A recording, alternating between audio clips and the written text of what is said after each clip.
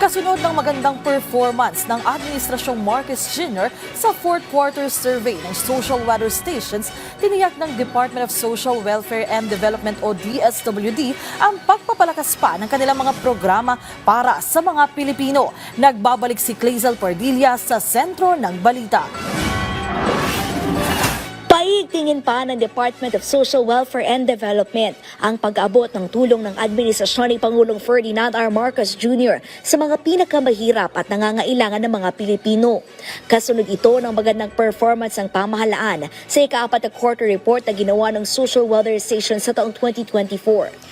Kabilang sa mga tumaas ang satisfaction rating ay ang pagtulong sa mga biktima ng kalamidad at pinakamahirap. Nakasungkit din ng mataas na approval rating ang pagpapabuti ng pamahalaan sa edukasyon ng mga bata. Habang maganda rin ang antas ang pagtugon ng administrasyon sa iba pang issue gaya ng food security, climate change at transparency ng pamahalaan. Dahil dyan, palalakasin pa ng DSWD ang mga programa sa pagtugon sa kalamidad, gaya ng buong bansa handa at paggawa ng mga Disaster Response Command Center at Mobile Kitchen.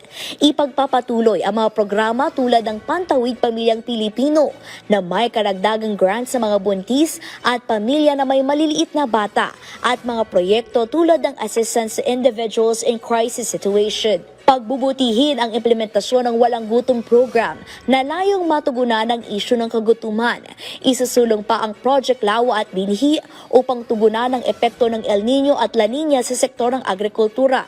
Palalawakin pa ang Tarabasa Tutoring Program, katuwang ang Education Department, at hikain itong tumulong sa mga mag-aaral na nahihirapang magbasa at makapagbigay ng pagkakataon sa mga mahihirap na college students na kumita sa pamamagitan ng pagtuturo. Ipalalaga na pa ang transparency at accountability sa mga regular na live stream program gaya ng Kwento ng Pag-asa at Pagbabago at DSWD Media Forum. Inspirasyon aniya ng DSWD sa ilalim ng pamamahala ni Pangulong Marcos ang positibong pagtingin ng publiko upang lalo pang paghusayin ang pagseserbisyo. Clazel Pardilla para sa Pambansang TV sa Bagong Pilipinas.